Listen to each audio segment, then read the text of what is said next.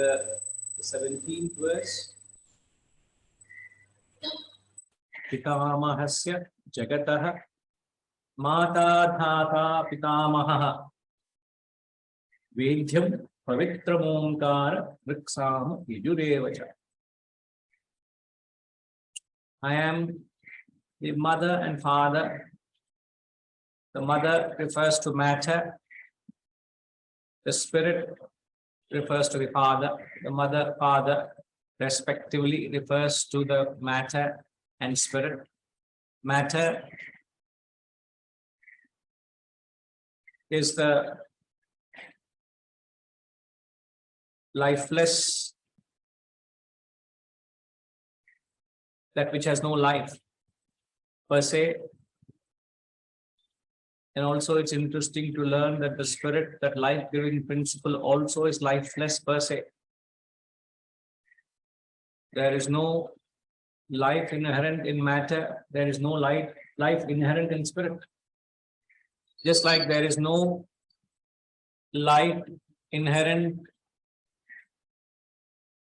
in electricity, nor is there light inherent in the bulb. But when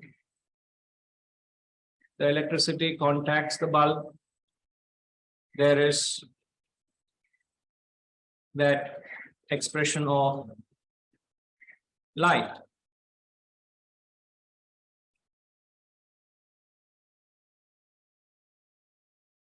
So the spirit and matter, it is that spirit is that which gives life to the matter equipments, without which the life ceases to exist. This seems to be a straightforward interpretation. But then he says, Pitamaha, he says, I am the grandfather, to which we understood that when you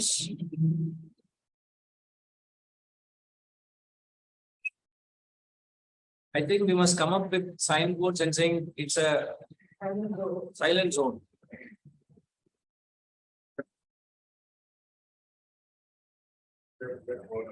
Huh?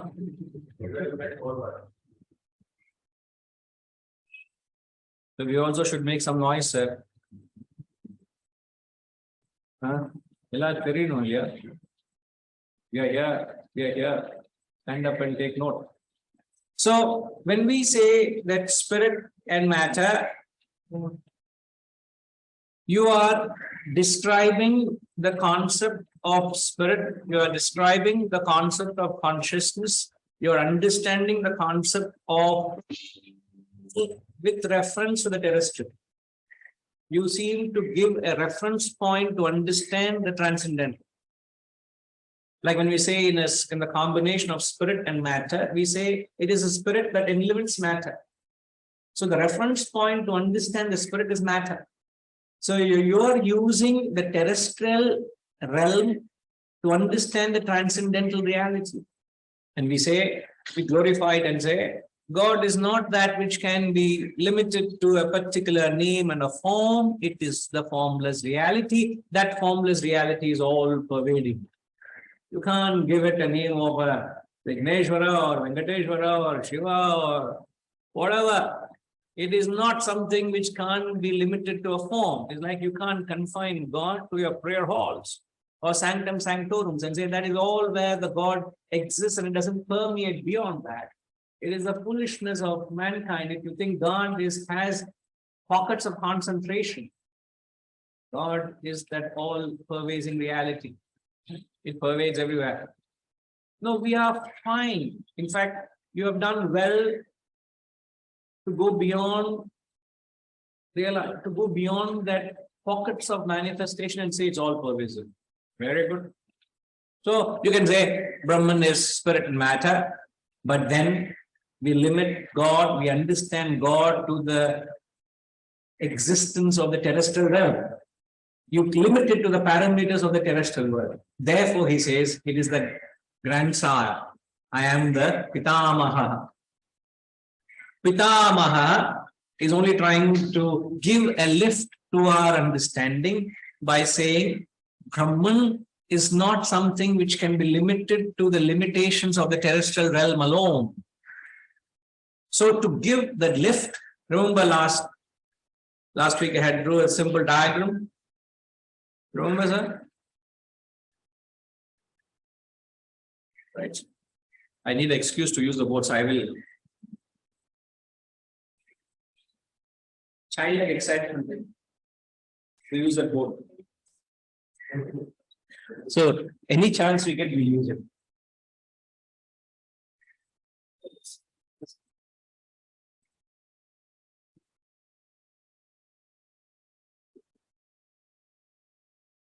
So unless I don't know, we can retrieve the old picture.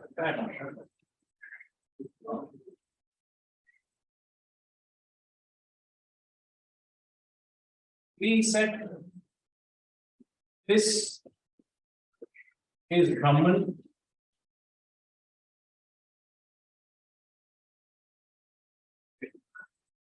Actually,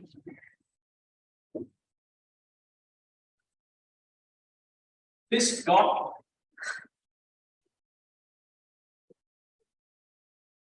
is said to be the world, but I'm expanding this dot so that I convey the message.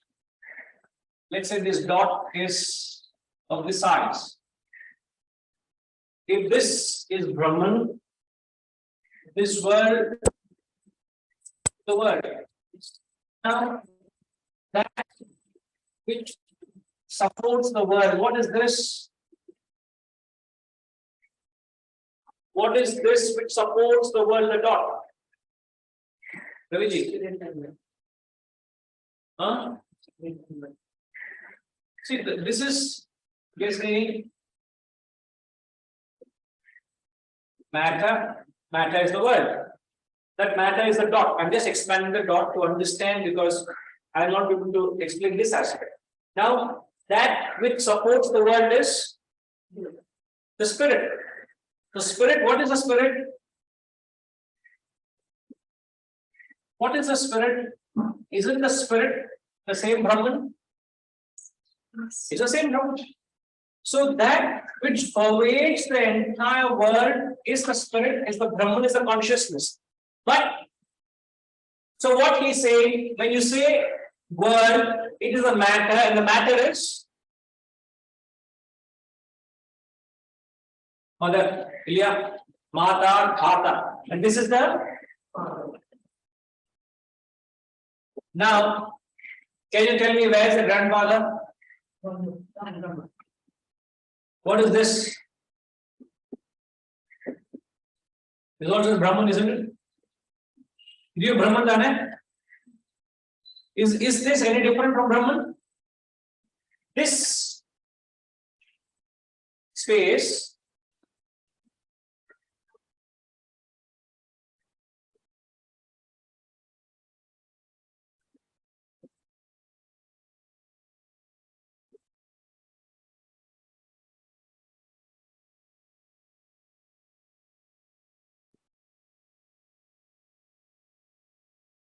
okay, now I ask you, what is all this in the yellow? Brahman only. What is this? But then where is the grandfather?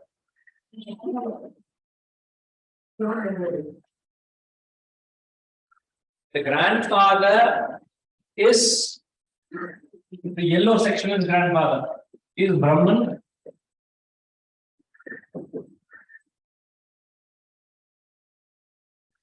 This circle is the world, the mother.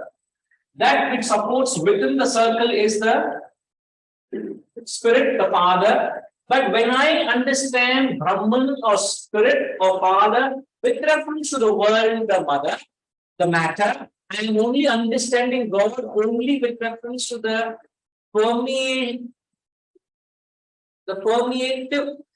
or the extent where the world pervades. You're limiting Brahman to that parameters alone. Are you all with me? The mistake we are making is we are limiting God to the terrestrial. The level of our understanding. That is the level. So what the point we are making is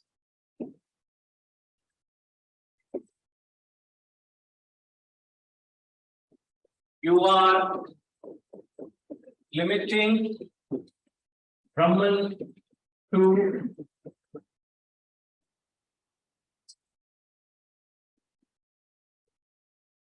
the terrestrial.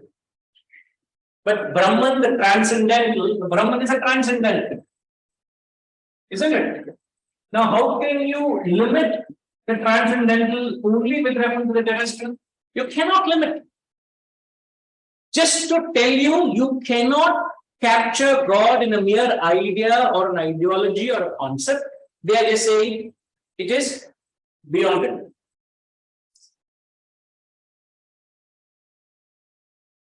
So, to explain the same concept, they bring in the idea of the. The reason I'm using this is to explain myself further. One, they say the world is perishable. And then they say it is the imperishable. The third is the SB, the Supreme Being. God is always described in Trinity. Perishable, imperishable, the Supreme Being. Okay? Yashima, perishable, imperishable, Supreme Being. Perishable is the world. That which doesn't perish is the imperishable. The imperishable supports the perishable. But then you can't limit God to the perishable sphere alone. Then they say it's the Uttama Purusha, it's Supreme Being. Now, I am taking an example. Imagine this is the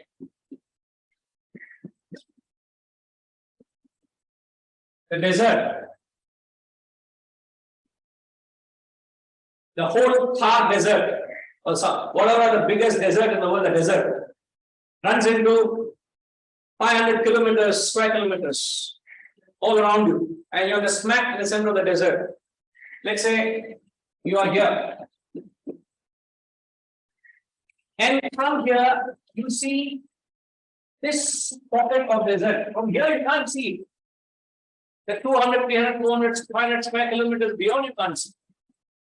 But what you see is this patch of desert. Now, using this, can you explain? What am I trying to explain here? What is the perishable? When this man sees that, what does he see? In a hot day, midday, mid-sun, he sees a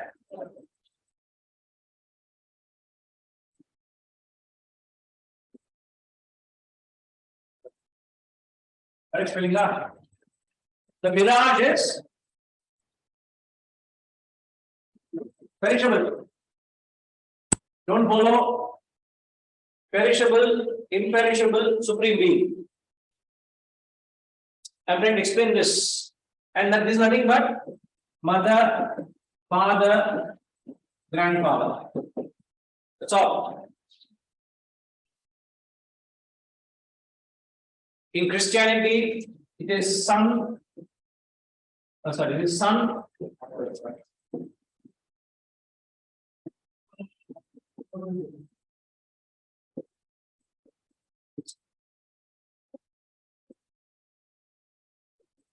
So all religions are trying to capture Brahman with reference to Trinity, to expand, to understand the limitation of our understanding.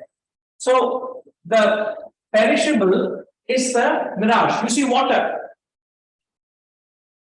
Now, what is that which supports the Yashima? Only Yashima answers. What is that which supports the perishable mirage? The water that you see is your imagination. But no sooner he realizes it is not the water, it is the desert. Now my question is, the desert or the sand which supports that perishable mirage is the imperishable, right? Now what is that imperishable here?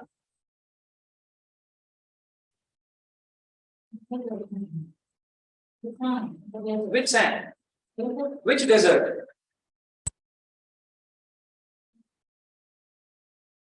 Which desert is that it supports the? Yes, sir. A mirage is actually a reflection of an object which is somewhere else. The oasis is somewhere else. And because of refraction and the desert condition, the oasis which is somewhere else is being shown as where it is. So in that sense, the original oasis, It's on top. the original oasis is also a perishable thing. Sir, there it reflects, but what I'm seeing, I'm only seeing this, right? Do I see the oasis? I only see this aspect of The mirage. mirage. Yes. Now, what is that that supports the mirage is your mind has created of the you to see water where it's very hot sand. Now, my question is, what is that support the mirage? The desert. My question is, which part of the desert? The whole diagram is the desert. Only this section is the mirage. This section is the desert. Isn't it? He is only seeing water in this area, which could be a distance of, let's say, 10 square kilometers. This arbitrarily saying it's a huge 10 square kilometers, a huge area. But still, let's say if you see that area, that mirage you see is actually somewhere by the hot desert. That is so this yellow section is imperishable, which is spirit, correct? It is not wrong to say that the was Brahman. It is not wrong to say. It is not wrong to say that this is the desert. But he thinks desert is limited to only this section alone. But then you say, man, the real desert is not the section that you see. It is way beyond. It's way beyond what you can actually see. It's actually surrounded way beyond everywhere. Way beyond. And this is Uttama Purusha. That 500 square kilometers of barren land of just scorching sand is the desert. So this is Uttama Purusha, this is the grandfather. That is what he is trying to convey by saying mother, father, grandfather. Without the grandfather, you are limiting the Brahman only to the matter. You are limiting only to the terrestrial realm. One should never do that. It's like the mistake you made. God is there only in the Sanctum Sanctorum. God is there only in the puja room. Is there no God in the stone that lies on the pavement or the footpath? Is that not God? Is that not God? God is everywhere. Is this not God? I have no capacity to see. I have no eyes to see. So I only see it in a prayer. I see it in a form. Therefore, I don't humanize it. I put a garland to it. I worship it. To a person who doesn't see God beyond the form, you say it is beyond the form also. To a person who's limiting God to the world, you tell him it is way beyond that world. It is everywhere. So don't intellectualize God, it is beyond your concept of intellectualization. And then he says, Pavitram, it is pure, Omkara, it is the syllable Om. And then we already gone through that. I thought it's worth reiterating this aspect of mother, father, grandfather. Because in the takeaways which came to me, I found there was an error. So I had to correct that. So I don't know whether the person who did that, whether she or he understood. Let me recapture that. Okay? Right. All okay?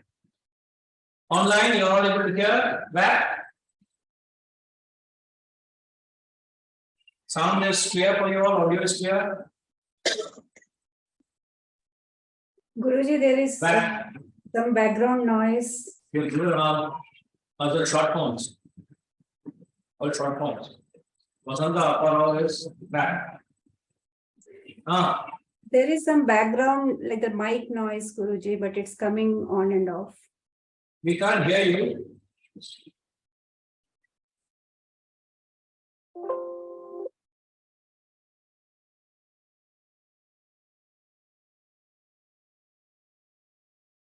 Unmute somebody else. Just to check. Unmute Hari.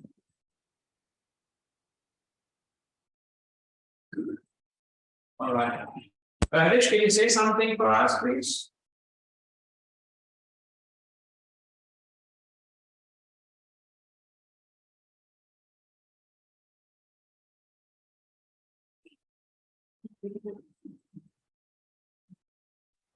Hariom Guruji, can you hear me? Yes, loud and Hariom clear. Guruji. Arun,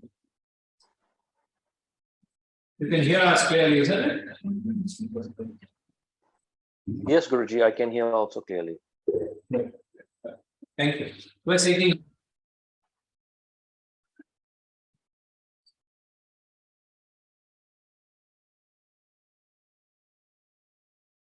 Eighty.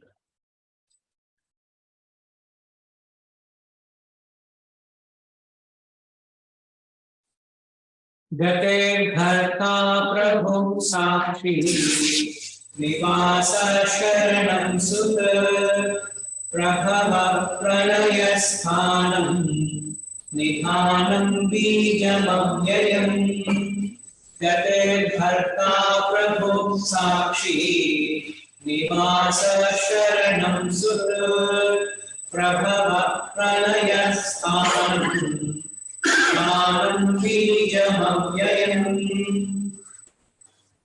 Second, I am the goal, Bharta, the supporter, Prabhu, the Lord, Sakshi, the witness, Nivasa, the board, Sharan, shelter, Sutra. I'm a friend. Prabhava, Pralaya, Sthana. I am the origin.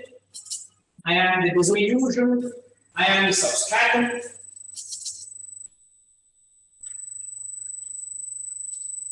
Nidhana.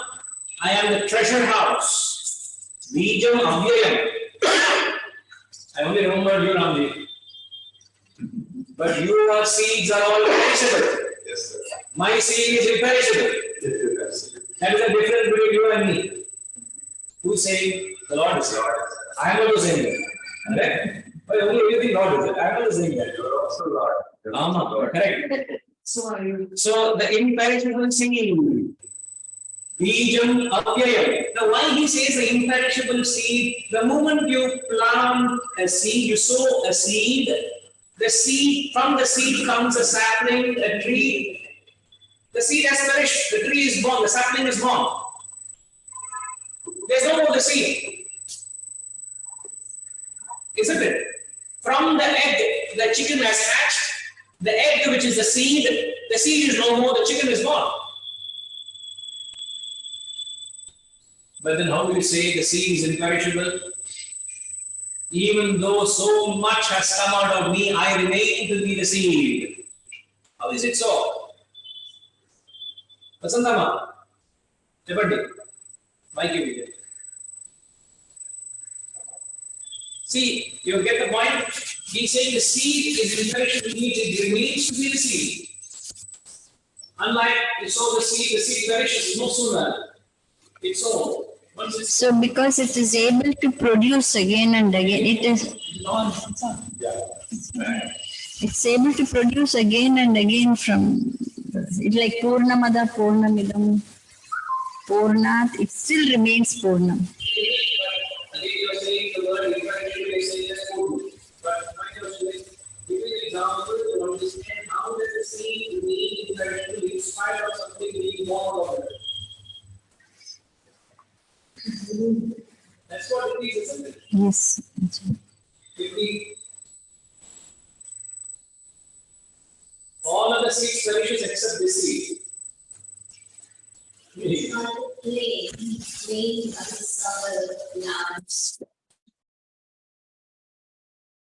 Doesn't become any less. Isn't it? That's it. Unless you really extinguish it, Listen to the maybe some stay themselves, I think themselves is staying. Self-sustaining. See, the classic example we're giving is from the rope that we're going to make. The snake has come out of the rope, but the rope remains to be a rope, isn't it? The rope is not that the rope is becoming less because the snake has come out of it. In that sense, the rope is the seed of the snake. Without the rope, there is no snake. But if the snake is less, no, rope remains to be the rope. Similarly, Brahman is eternal seed. From the Brahman has come out the world. How did the world come out of Brahman? UK? When you say, what created the world? How do you answer that? What created the world? Yeah, money. No, ignorance. Ignorance.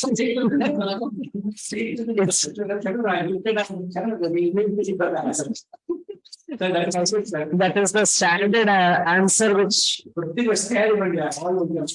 all ignorance will become Maya. What created the world? ignorance of the Yeah. God has created. Yeah.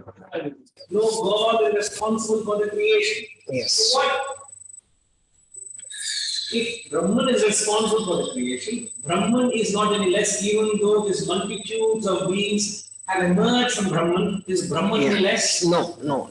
And Brahman remains to be the very seed, the very source of all beings. Yes, That's yes. the Brahman is the eternal seed, the primeval seed, the imperishable seed. In fact, it is known as the causeless cause. The imperishable, eternal seed. Correct. So, all these terms are used to explain Brahman, because Brahman, as we said, cannot be defined, cannot be understood. And there's nothing up in the transcendental to understand or define transcendental. Right? So you have to use a terrestrial pointer to remind, to point the transcendental. I repeat, you have to give terrestrial pointers to understand or attune to the transcendental. Just like on a clear sky, there's nothing in the sky to point out that crescent in the moon, the crescent of the moon. On a bright sunny day, the crescent moon is there in that blue sky, but there's nothing in the sky to use as a pointer to point the crescent moon. So how do you point someone the crescent moon on a clear day, clear sunny day? So you think nothing there to point out. And then they use the methodology of known as Chandra Shakha Nyaya. The Chandra Shakha Nyaya is the moon branch analogy. The moon branch analogy is used to point out the unknown moon, the unseen moon through the known or seen objectives, known terms. So the tree is used the moon branch analogy. So what you do, you point someone to a particular tree, you guide him to a specific branch, you take him to the tip of the branch, you say, do you see those few leaves at the tip of that particular branch and the twig? Yes, sir, I see that particular twig. Do you see those two leaves at the end of that twig? Yes, I do see. Then you say, are you sure you're seeing that leaves? Yes, I'm seeing those two leaves at the end of the twig. Look between the two leaves. Yes, I'm looking between the two leaves and look beyond that. And the crescent is actually hidden behind those two leaves. So you're using the known to describe the unknown, the moon branch analogy. But the moon has got nothing to do with either the tree, nor the branch, or the leaves, or the tree, nothing. But without this, you can't do that. You can't understand it. So these are some pointers. So what is that Brahman? He says Gatin. Gatin, it is the ultimate goal of human existence. And who can remind you of that ultimate goal? Ashama. Ashama, yes, Asha. Can you tell me what is the purpose of a human life? Purpose of Asha's life. okay. Yeah. So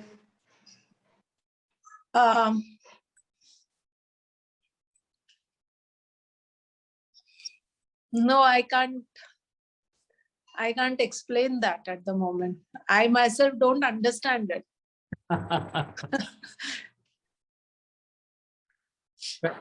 with you on that. Sanjay, welcome to India. Looking forward to seeing you, buddy. What is you. what do you think? Don't tell Sorry, me. I missed your last sentence. I know conveniently you missed it. I got the previous question and I heard your kind welcome to India. Nice to be here. What I was asking is, what is the purpose of human life? What is the ultimate purpose? The answer I have now is to see the moon, to see that crescent moon. Keep searching for those. Listen to the one guiding you, to the tree, to the branches, and then have that ability to then focus beyond that even and see the moon. I don't know if that's the... Going by the analogies, but then you can't be stuck to the branches or the stem.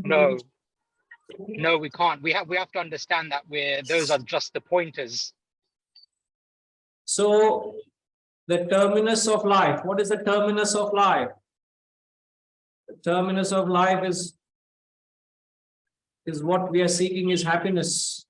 The ultimate goal is to get to that infinite happiness. Yes. Say the terminus is happiness, Seduji. Right, Sanjay. How do you say the terminus of life is happiness? Terminus of life. Hari Om Guruji. Which is when I say God realization, self-realization, it's like trying to find the crescent moon without a pointer. But it becomes fair enough, we can very widely, we talk about God realization, self-realization, self-actualization, etc. But it's still shooting in the dark. I really don't know what that self-realization. Therefore, we have to decide that unknown perfect state in a known, achievable, attainable pursuit, which we are behind. That's why I said the ultimate goal of life is infinite happiness. The terminus of life is infinite happiness. But how do you justify that everything that I'm doing, the cause of my life, everything that I'm doing, with one year come here is some happiness. It gives you some joy, some satisfaction, some happiness of doing it. Whatever you do, you choose to peace or path, it's for happiness. You choose to be companionship or solitude, it's for happiness. You choose to be aloof or be in the marketplace, it's for happiness. So happiness is the objective, purpose, and rights of every action. Now, my question was, how do we justify that happiness is the object for everything that we do? How do we establish that? You're asking simply, how do we, sir, we take everything for granted until we start really examining them and say, can we justify it? Because we cannot have understanding the situation. But when you start going deeper into it, It's there. All the ways and smiles is division. Oh, no, no. How is this fine that you are only doing whatever you're doing is for happiness? How is this fine? But mental education is happy. Like here. This is what they're going to do. Maybe it does not have to be this. For us, ultimately, happiness is that we are thinking. Not to just not for anybody else, for my own satisfaction. If this is the path to destination, say, if I am not convinced of the path, how can I be convinced of the goals? Isn't it? How can you say, well, yeah, I am certain infinite happiness is the goal, but I am not convinced that happiness is the question of what I am doing. Path must be as here. If I am convinced of the path, then I will reach goal. I think there you depend on your peers and your scriptures and those who have gone before you who say this is the path. I think there has I don't want to say anything at the same. I am not saying that line, but I don't want to follow something blindly. I could be wrong. But if you look at this space, should I even say anything? I would. but one cannot know the path, that the path is right, till you reach the destination. Nah. No. Well, they want GPS. See, when they want GPS based to destination, every movement you keep it as that you are right path. There's an inner knowing. Which is the inner knowing. In fact, where was this? I was saying, yesterday's Upanishad class, we were saying, I took an example of the GPS and the location, the GPS, the route, and the destination. The destination we all have to reach is the same. Where you are placed is not where I am placed.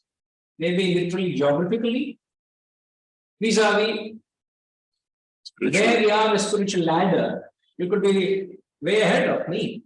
So you are far higher and I'm way at the rock bottom. But all of us have to reach the same destination. I give an example that let's say we all have been invited to a function we have to attend, and we all sat in different parts of the city, and we all choose to attend that function.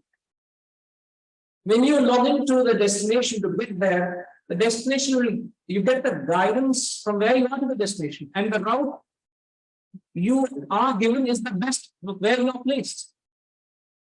And when you go off track, you are being redirected onto the right path. Am I right? Similarly, the GPS in us is the conscience. This was the conclusion of our discussion we had. So the conscience is the GPS which guides you to the destination, which is infinite happiness. So when you do something which doesn't give you or doesn't take you to that very search for happiness, there is a guilt. There is your conscience doesn't support you. You're saying what you're doing is not right. Isn't it?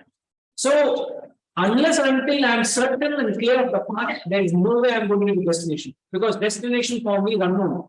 I don't know what that place is. I don't know where that place is. What I know is where I am. What I know is which route will take me there. Nothing other than that, isn't it? If I know the destination, I don't need a GPS. Do I need a GPS from here to go to your home?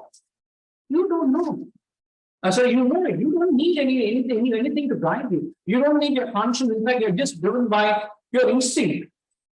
You know, at that juncture, you're going to turn right. At that point, you're going to turn left. And then at the corner is my house. You blindfold, you may be in a busy home. And yet you're mechanically driving home. None of your senses, active senses, have participated in guiding you there. So you don't need any conscious application. But here, since we have to get to the unknown is being said as infinite happiness. We can't justify that. Let's justify the path. How are we saying everything that we are doing is to seek happiness? What basis? It is true that you're doing for happiness, but can you rationalize? The rationality of it could be pretty straightforward. Please, ma'am. To know that I'm not the body and I'm beyond the body. Could you use that mic, please? So those online can hear. To know that I'm not the body. Only the body. To know that I'm not the body and I'm beyond the body. Like just now you said, consciousness. So that is the goal. That is the goal. But then for me, ultimate happiness. When I really want ultimate happiness, it is for me to know, to realize, or to search beyond the body. So when you say. Now you are in body consciousness. You're saying that you are searching for something beyond the body. Yes. Beyond that. Yes. You don't know what is beyond that. No. So you're saying talking about moon. Yes. What I'm talking about is moons. GPS is the moon. It tells you which route that takes you. It gives you the traffic situation. It gives you the duration. All moon is possible. Is a moon. I'm asking you now. Now you have come from Udupi, right? Yes. You're visiting Hyderabad, right? Yes. You had the invitation to come here, right?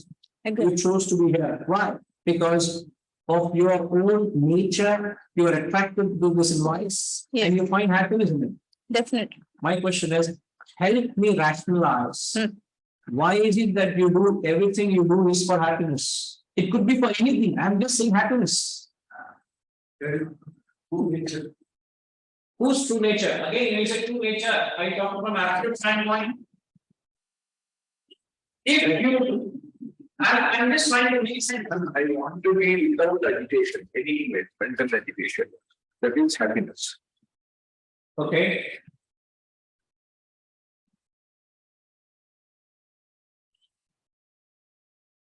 Can you expand further? Yeah. Can you expand further?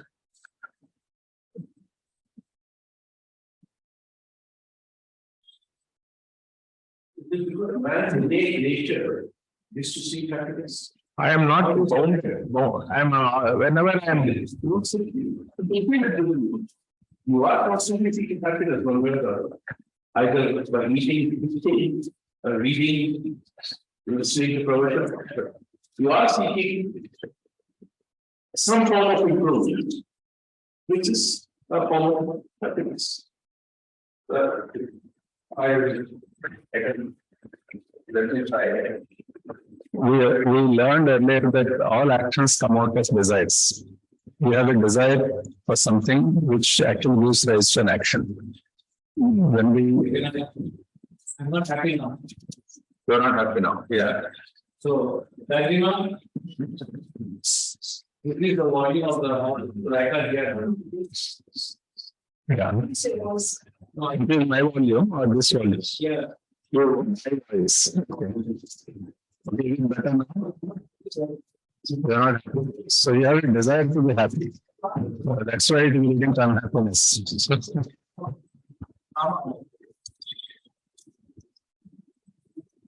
it better now? Is it better? Okay. I was saying that because all actions come out of desires. Because without desire, there is no action. The desire could be self-actualization is a desire, but desire could be as small as eating a sweet. Desire could be as self-actualization, but there is a desire. If the desire is fulfilled, then only you are happy. So all of us pursue desires because if the desire is achieved, then we achieve that stage what Sethi was saying of agitation-less situation. Because only when desire is fulfilled, as long as desire is there, there is agitation in the mind, right? So we are all trying to satiate the desire. We believe that satiating a desire will actually give us happiness. We are trying to find that happiness through the desires. Through the desire, yes. Okay, I think you have a point. My one Want to add to that, one desire is satisfied, the new one's desire, then it falls. And then you know within yourself that there is still some emptiness. you don't feel content. So then you ask yourself, what is that form of contentment which will last, which will sustain itself? Because this is all transient. It comes, it goes, it comes, it goes. Yes. Yes. Very well presented. I was actually taking from what you have said is how do we justify that we are constantly seeking happiness? These are the everyday goal of separate happiness. Yes, We are longing for freedom and we don't want to get to bonded. So that bondage, longing for freedom.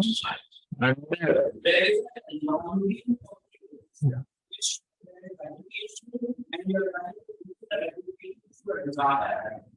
there is a longing for freedom. Just state that justifies what we see. So I am just taking an example of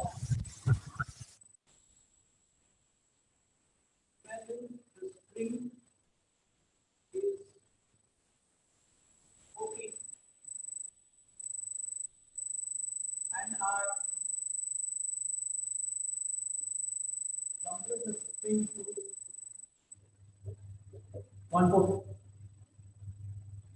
The 4 feet is the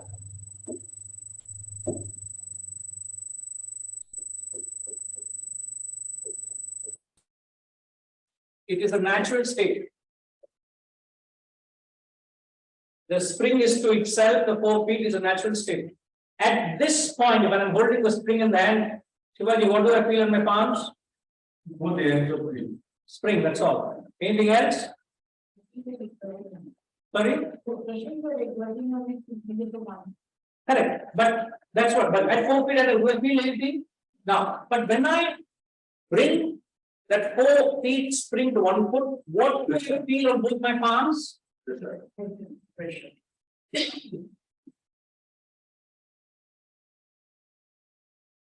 There's a pressure. And why do you feel the pressure? Answer with reference to the spring. Why do I feel the pressure on my palms? The spring wants to go back to its natural state. So this 1 foot is an unnatural state. Created because of the effort you put in to bring it away from the natural state. The stress and strain. Now you and I feel a pressure, and you all have used the word, it is not my natural state. So the effort you're putting to seek happiness is because it is not your natural state. You have lost your natural state.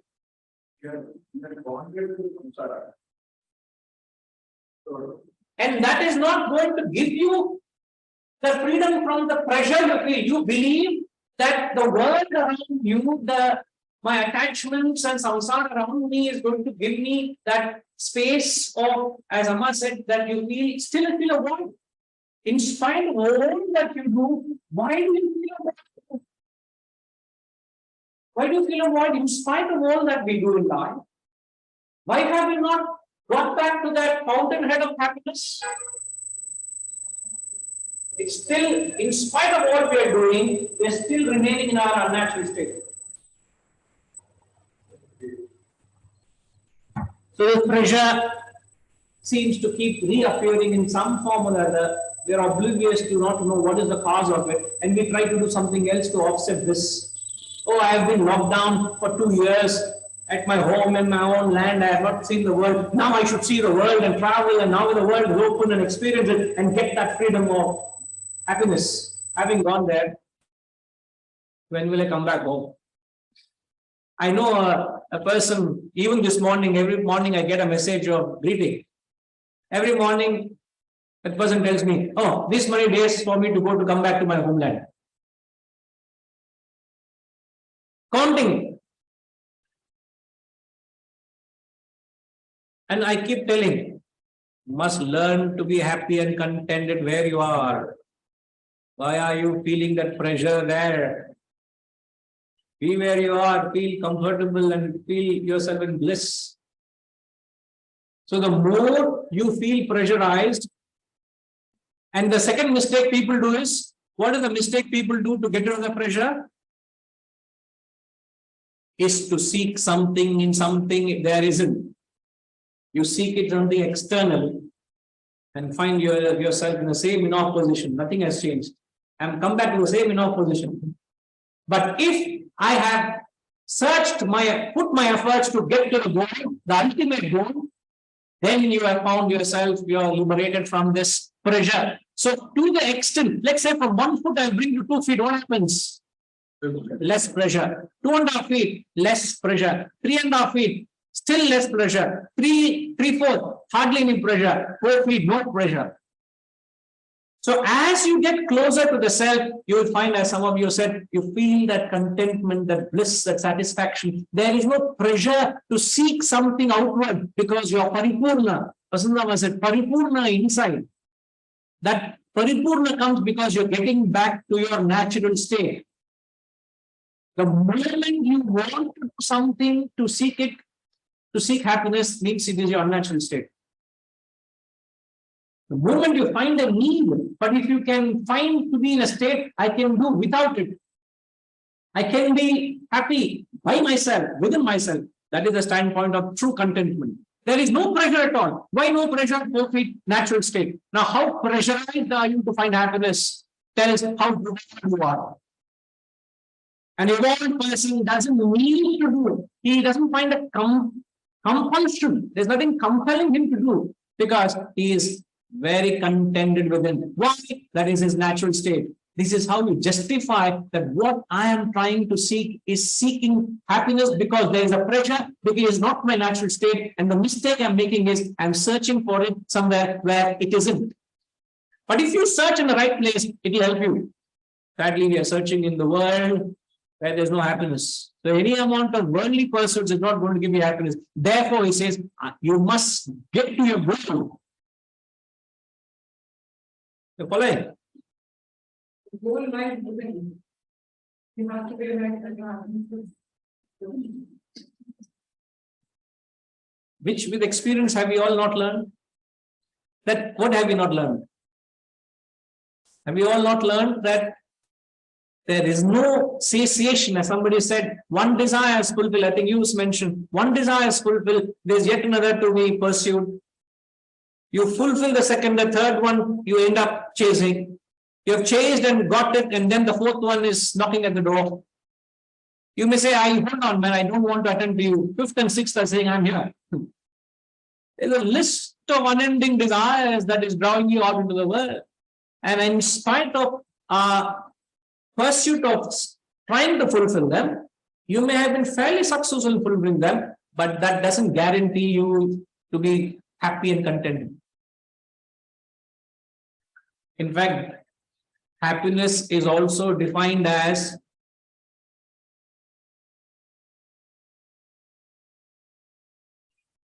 transcending or eliminating your desires.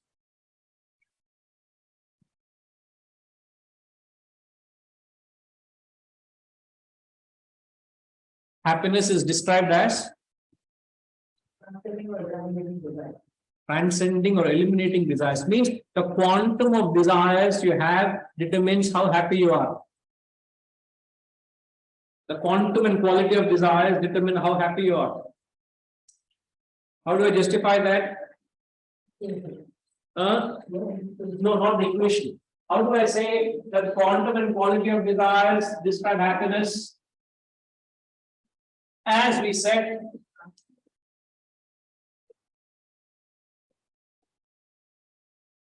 infinite happiness equals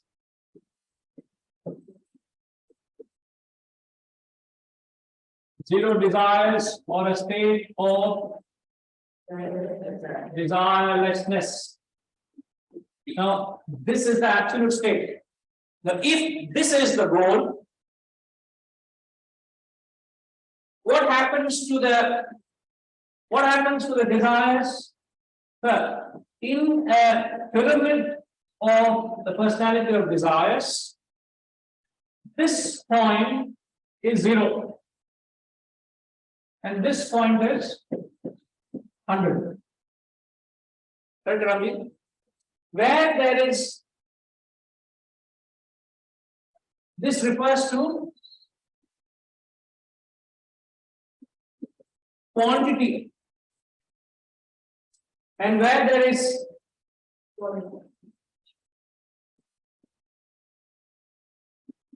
quality, right? So as you keep going up, what happens? What happens, no? Quantity reduces, the quality increases. Correct? Ma, you follow? Quantity reduces, quality increases. Now, going by this argument, how would your happiness increase?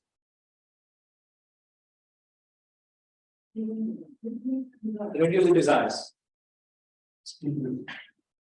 What did we say? The term? Eradicate, extinguish, get rid of them. Eliminate your desires. Not feed them, not pursue them, not chase them, not have the hunger for them.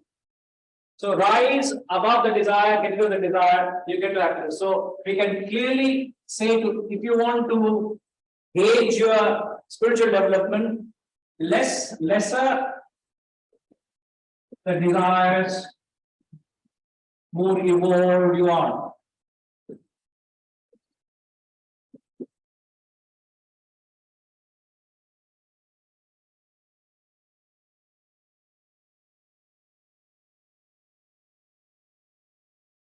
How less are your desires? Gayatri must still keep the thing.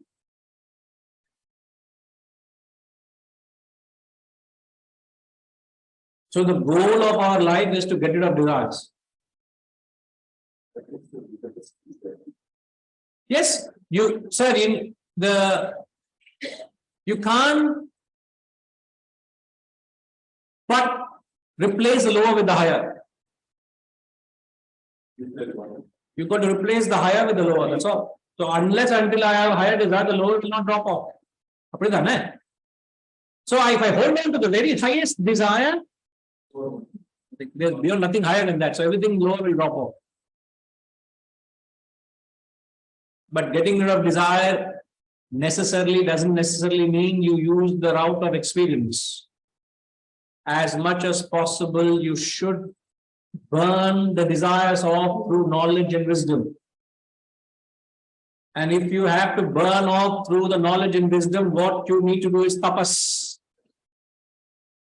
And the sad reality of life today is, yesterday we checked into the airport, we get out of the lift, and first thing we see, tapas bar. The name of the bar is tapas. What a state, what a state. How can a bar be tapas? Angiyo tapas pandriya. There may be a Spanish thing. The word tapas is Spanish tapas. I think it's a kind of Spanish. Sir, have you gone to a bar, chain of bars known as Buddha bar? Yes. Have you Spanish, sir? Tell sir, knowledge sir. I have not seen the word as much as you. Please tell me. I just read as I see. All my life I've read tapas, TAPS is tapas. I tell you. How can you say a bar is tapas and Buddha bar? The 40 feet Buddha and at the feet there's a huge atrium and we're all sitting and drinking and whining and dining. On the other side, I did see a bar with this called poison, poison. So I said, okay,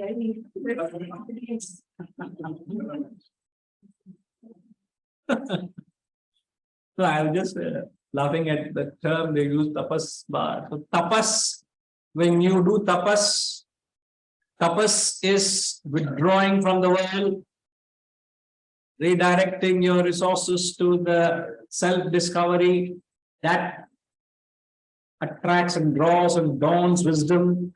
Once such wisdom dawns on you, the sheer fire of that wisdom burns away the dirt of desires. The desires get burned. Sorry, Mike ఇలా ఉండాలి sir. నేను దేవుడు మాట్లాడుతున్నా, నేను మాట్లాడుతున్నాను. ఇలానే ఉండాలి mic. ఇలా ఉంటుందా? ఎక్కువచా ముట్టుతున్నారు. మీరే ముట్టి చేయండి, రండి మీరే చేయండి. చేయండి ఒకసారి ప్లీజ్. ఐ ఫీల్ వెరీ రండి రండి ఇలా రండి. మీ విజ్డమ్ అవసరం ఇక్కడ.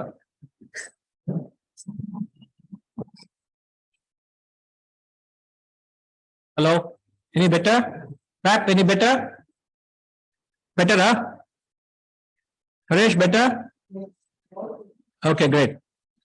ముందు నుంచి ఇట్లా పెట్టాలి, పైకి ఇలా పెట్టాలి అనుకోండి, ముట్టుతున్నారని ముట్టలేదు దాన్ని. ఓకే రైట్, థ్యాంక్ యూ అండి. మీ నంబర్ ఇచ్చి వెళ్ళండి సార్. మీరు మాకు దేవులు అయిపోయారు మీరు. థ్యాంక్ యూ అండి. సార్ ఒక 5 నిమిషాలు ఉంటే అందరం భోజనం చేస్తున్నాం. అంటే భోజనం చేయరా మీరు? థ్యాంక్ యూ అండి. So sweet, they came on a Sunday to solve our problem. We've been struggling.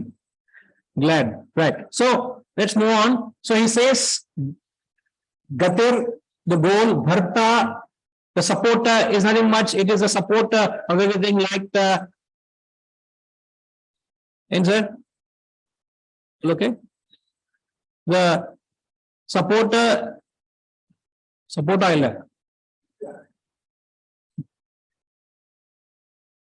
Supporter in the sense the unmanifest support the manifest.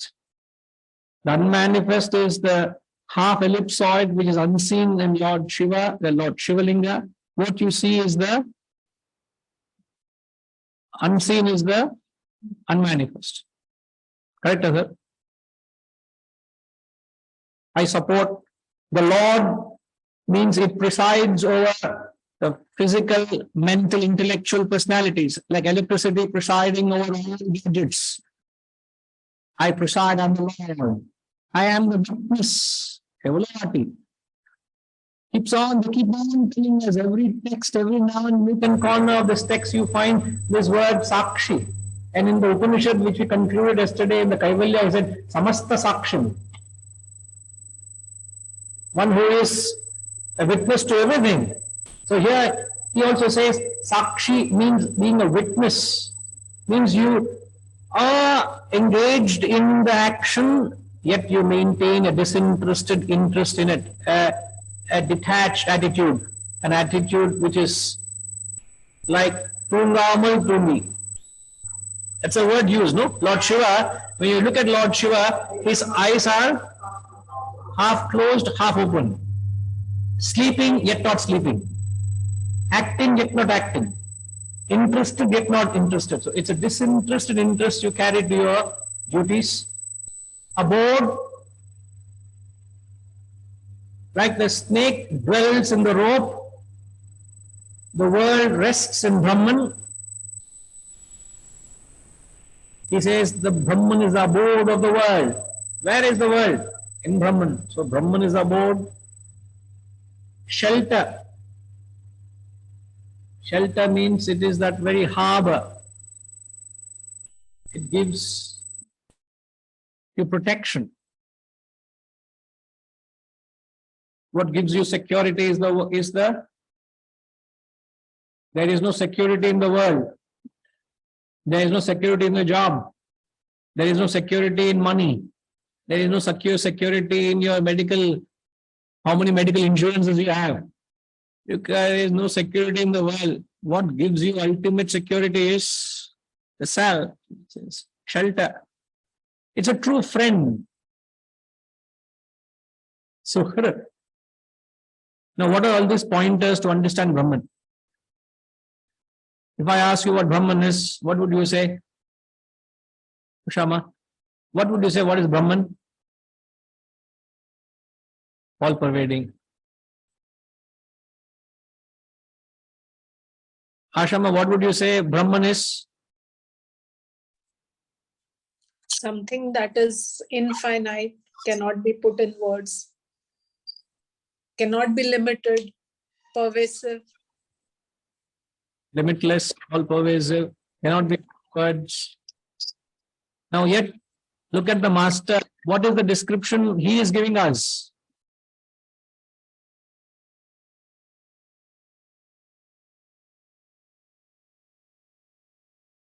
What is his description? No,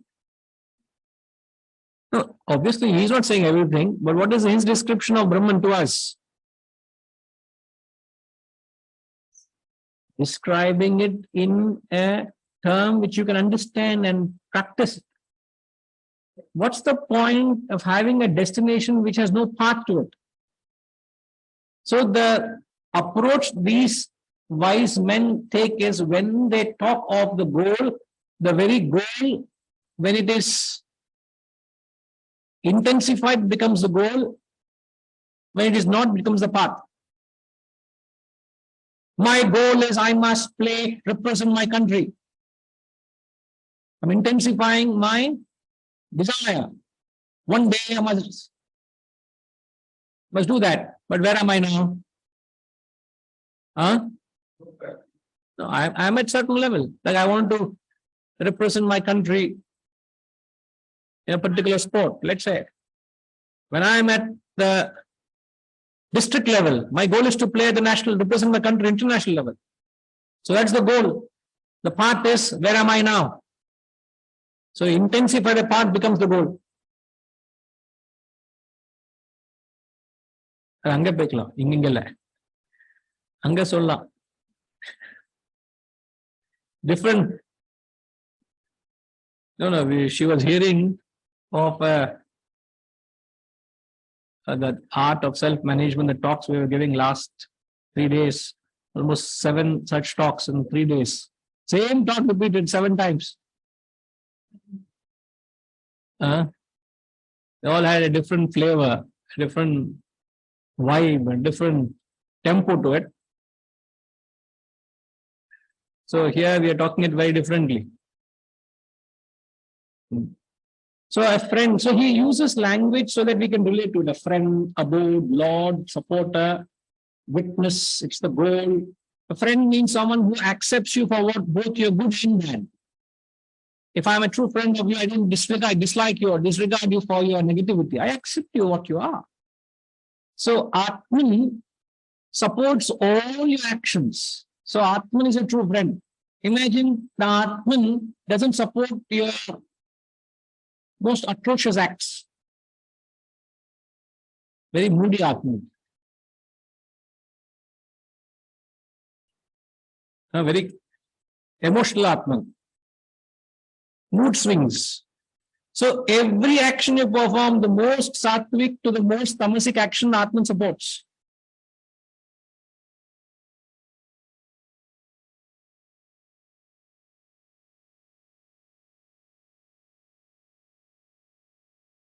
I can't remember which section of the text. He says the Atman plays Hari Irkara. Hari Irkara Ilya. Hari Ilya. Immediately tell which verse, which chapter, so on. He says in the Gita, he says elsewhere, it says there that Lord plays 5 different roles with reference to different actions you perform. We've already done through maybe a 6th or 7th chapter. Maybe.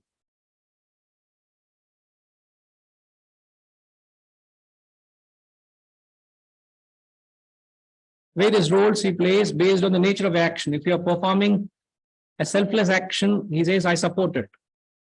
If your actions become unselfish, I encourage it. If it's selfish, I don't permit it. I don't permit a supporter, enjoyer. And he says, I'm the Lord of all beings. And then he says, I am the Prabhava, Pralaya, Sthanam. I am the origin, dissolution, and the substratum.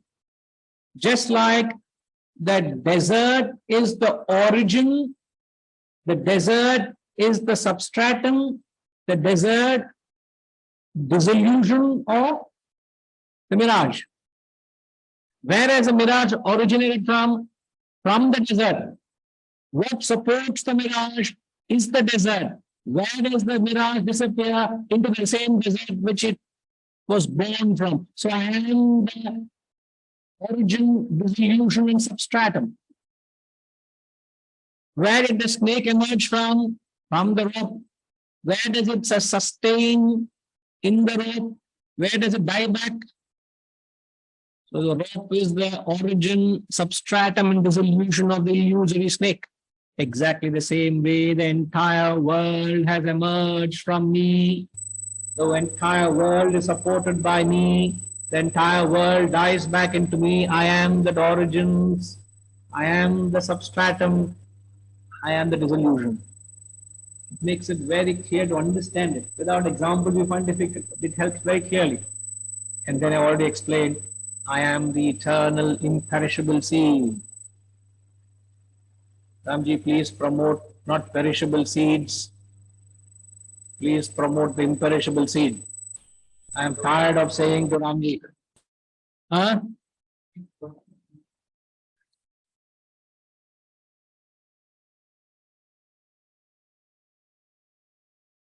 அது சிவாவோட wisdom. நான் அவள்கிட்ட கேட்டுங்க. அது என்னோட wisdom இல்ல.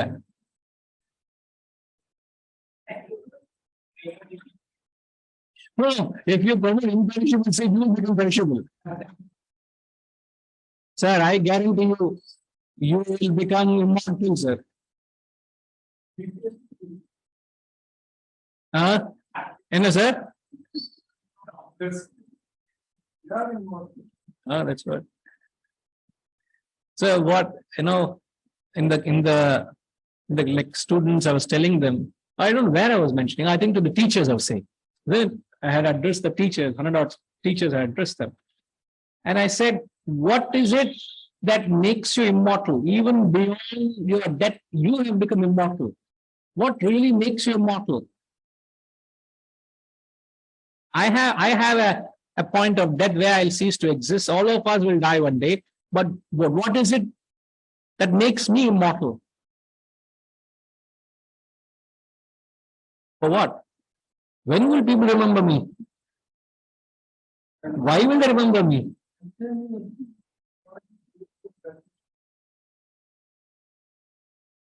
Without me doesn't exist. I didn't know that, sir. Thank you very much. You're the first person telling me that without me, nothing exists. Please keep coming, sir. Come a little early to pick up your wife. You're welcome.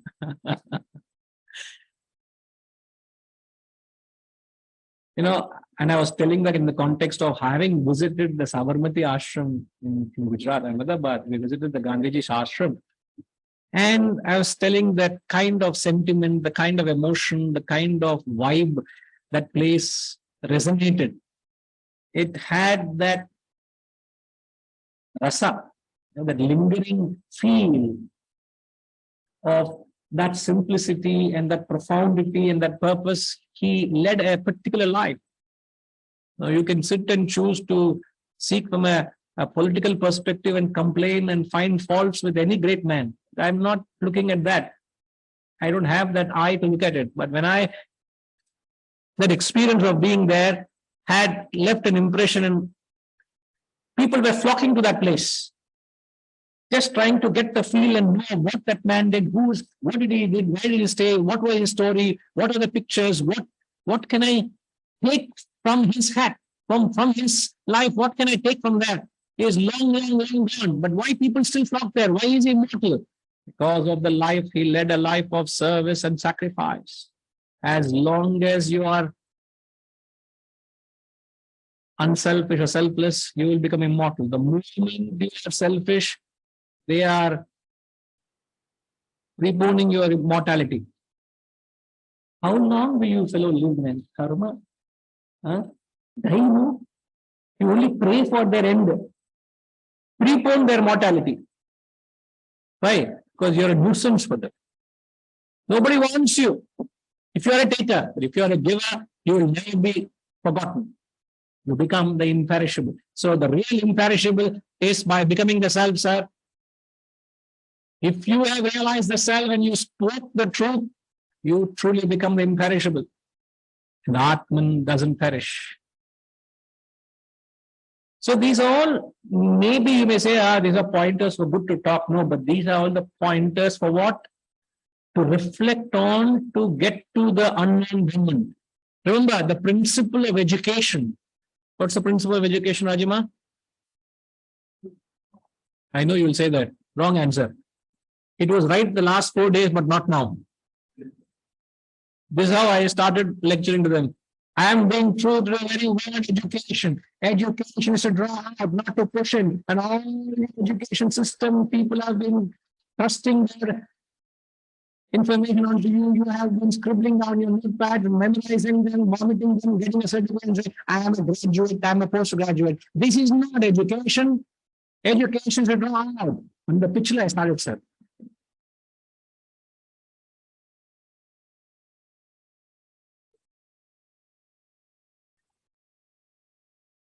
Ask them, sir, I don't know from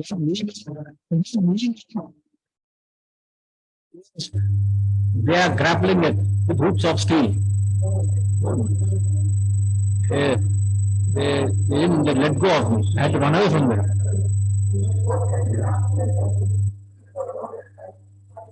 Because I had to justify that throughout that presentation. What, in spite of all that you're educated, what is the state of your mind? What is the state of the society?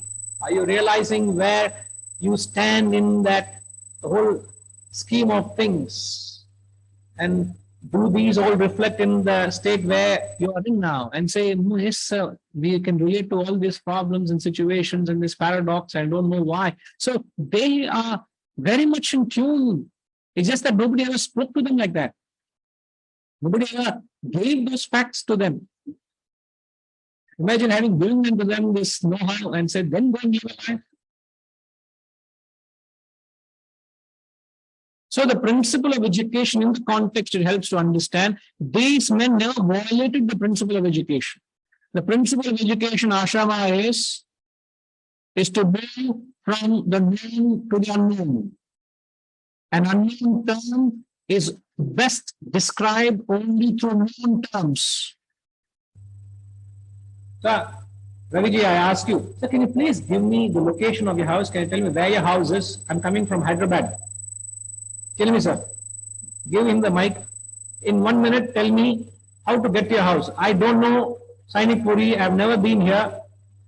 Convey to me direction of your house. I'm coming from Charmina. Okay? Cross Tank 1, come to Secunderabad Club, come to Trimalgiri Junction, turn right, cross the flyover, come to Navy Junction, continue straight, take the first turn into Vayupuri, come straight, cross the road dividing Vayupuri from Sainikpuri, come into 3rd Avenue, which is near 5th Avenue basically, and then come straight, 100 meters down the road is my house on the right.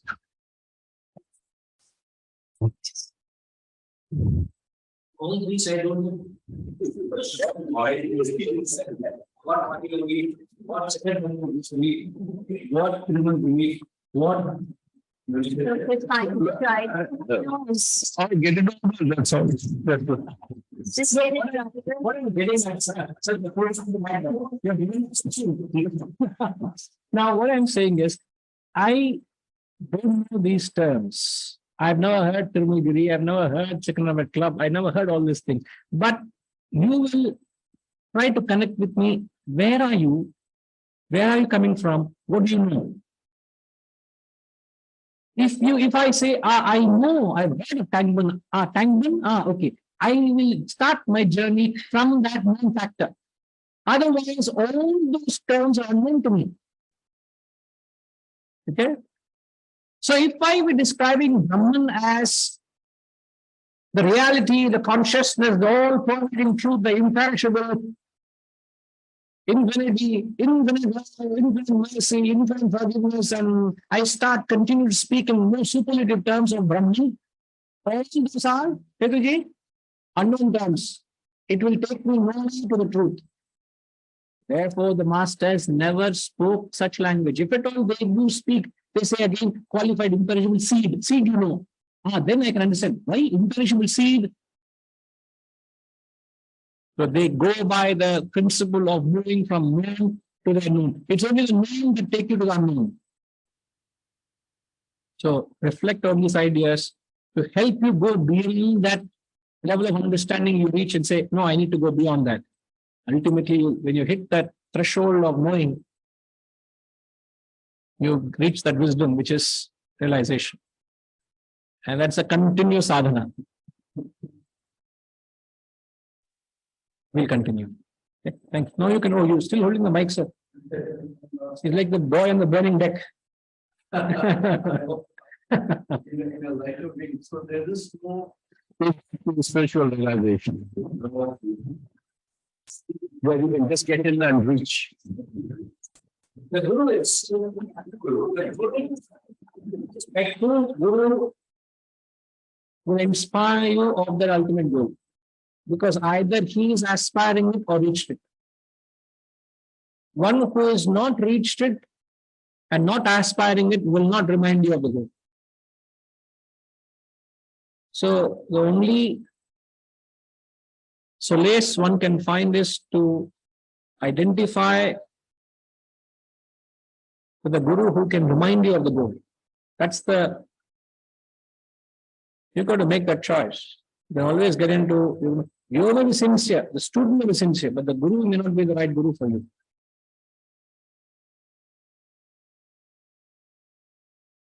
Because the GPS exists only with reference to destination. So the Guru is one Guru is said to be a signpost that takes you to the goal. Constantly keeps showing this is the right thing. So one who either reach there or who is committed to reach there. They ensure that you don't meander. They bring you back to the path all the time. Okay? I answered on a serious note, sir.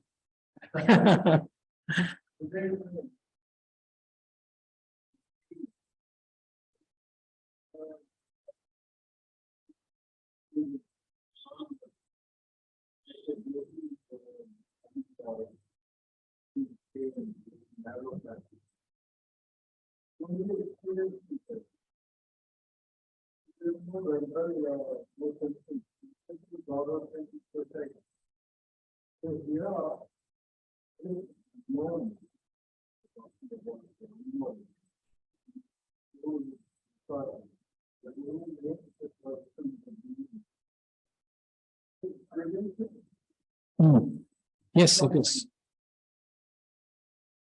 The Guru helps the student relate to that unknown experience, convinces that it is not an abstract exercise, it's a very much a reality and something which is very much achievable and convinces you, assures you of it is not a gray area. Even though it could be, it's an abstract exercise, you have to personally experience it, but the assurance is so convincing that you wouldn't think twice. And a true Guru will give you that conviction because he has tread that path and he says, come along, come along, come along. Don't fear. Therefore, all that we need is to have faith. It's like the chef telling you the food is safe to eat, don't worry. Because it's a non-veg restaurant as well. Veg and non-veg is served. And you have no choice but to go there, but you're asking question, are you sure you have a separate kitchen? Are you sure the wok and the vessels are all not inter-exchange and they're not mixed up? And you're so concerned. And the chef himself comes and says, sir, I assure you, there are two different departments, there are two different processing kitchens. This has got nothing to do with that, I assure you. You don't know him, but you still have to have that some amount of faith on him. If you're still doubting, you'll walk out. So the journey begins with faith, continues with Vasantama. The journey begins with faith, continues with Shraddha, excellent, and concludes with experience. You start with faith, you continue with Shraddha, and conclude into the experience. Shraddha is that, what is Shraddha? Capacity to pursue something till the end. Shraddha. Being steadfast. Sorry? Devoted person. Perseverance, that aspect of not giving up until I get to it. That's Shraddha. But Shraddha is that takes over faith. But if there's no faith, you can't start the journey. It helps a great deal. You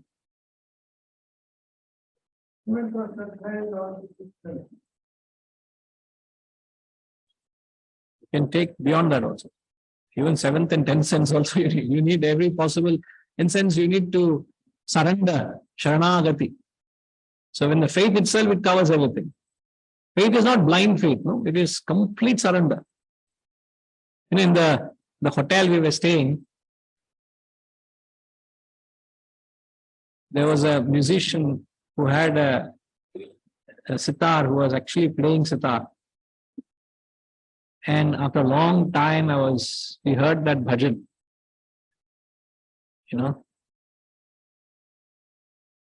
Log kehte hain Bhagwan aate nahi. He's playing instrument. Draupadi ki tarah tum bulate nahi. If you have that devotion and call him like Draupadi called Lord Krishna, he will come. So what's lacking is not in your calling, in your prayer, but that devotion that not backs it. Bhagwan khate nahi, shabri ki tarah tum khilate nahi. And it was just mere instrument, sitar playing, and then it kindled that spirit. So then I was telling her, Sharanagati is complete surrender. Didn't we not use the word? Complete surrender. That's when there's some help that can come. All right. We'll wrap it up and come back.